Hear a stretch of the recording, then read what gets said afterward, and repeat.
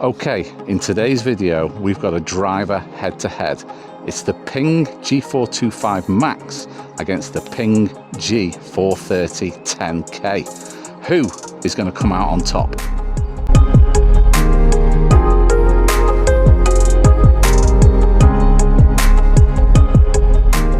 Okay, we're going to start with the G425 Max first, and also what I forgot to mention is that both drivers have got identical specs, as in loft and shafts.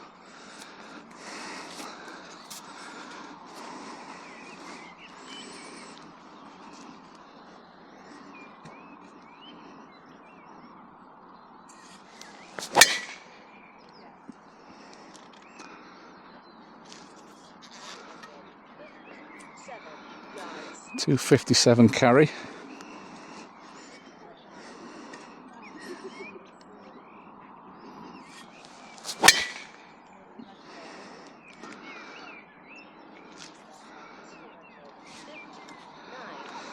.259 carry. That's pretty decent for me, to be fair.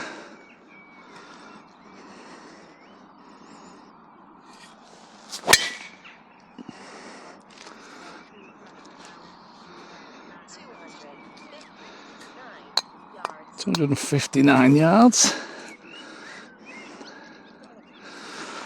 So this is very consistent, basically 258 and 259 carries, which for me, this old fella, is not too bad.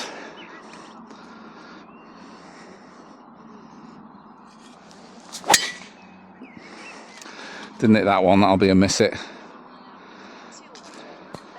Okay, so now onto the G430 10K. Both drivers look very similar behind the ball. I would say that the G430 might look a little bit nicer, but there's not much between it, to be honest. Okay.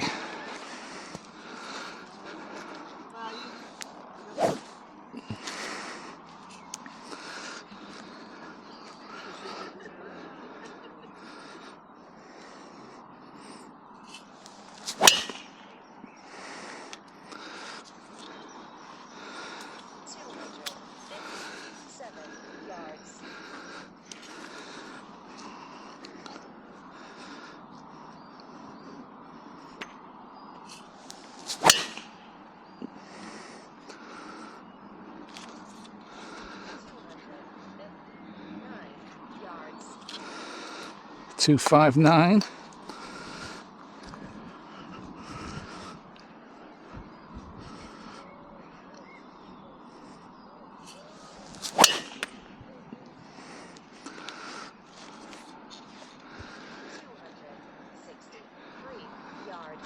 .263. That's by far the longest. That felt good.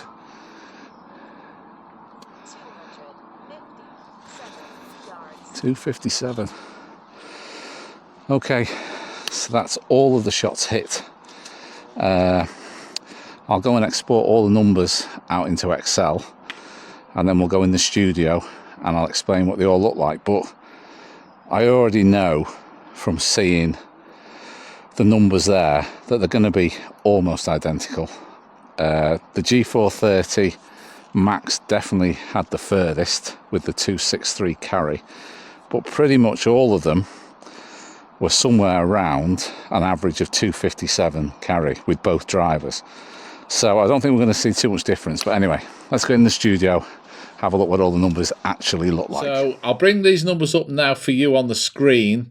The sort of orangey colour is the 425 and the green is the 430. So we'll move across one at a time. And to be honest with you, in the first few, there's very little difference whatsoever.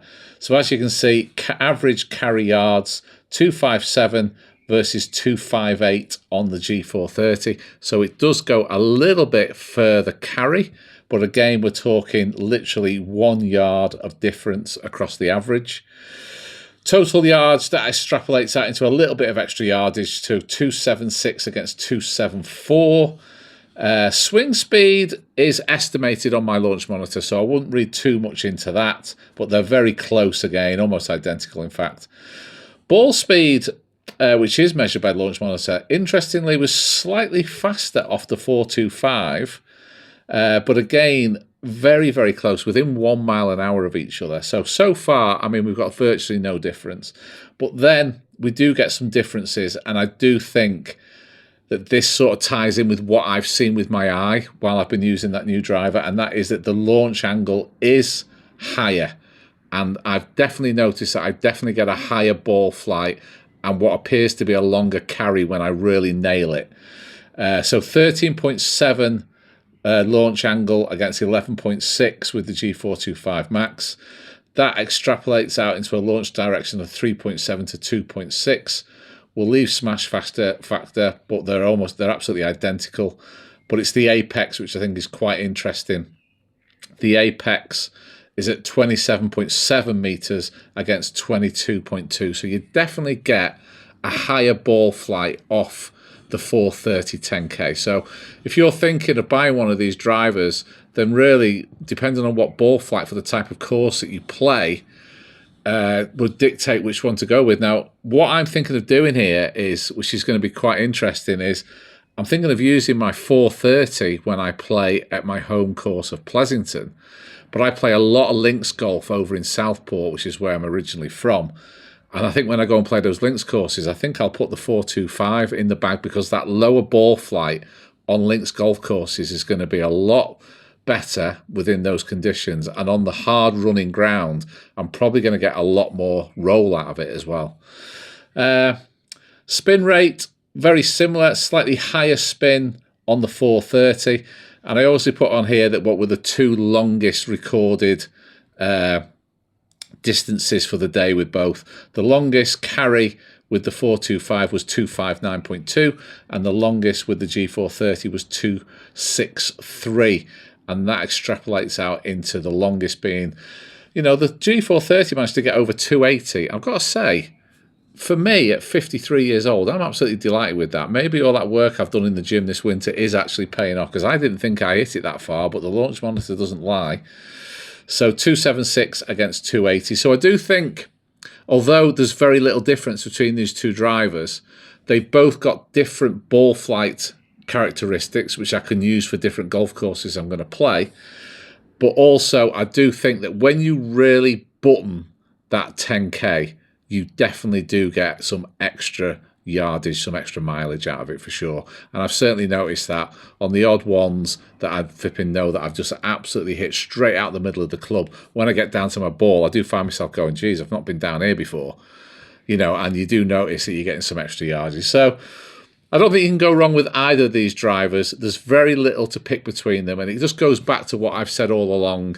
I think you can go and try any new driver from any of the manufacturers. They're all going to perform pretty much the same. It's just finding one that you like, you know, it's to your eye, and one that gives you confidence. They're all good.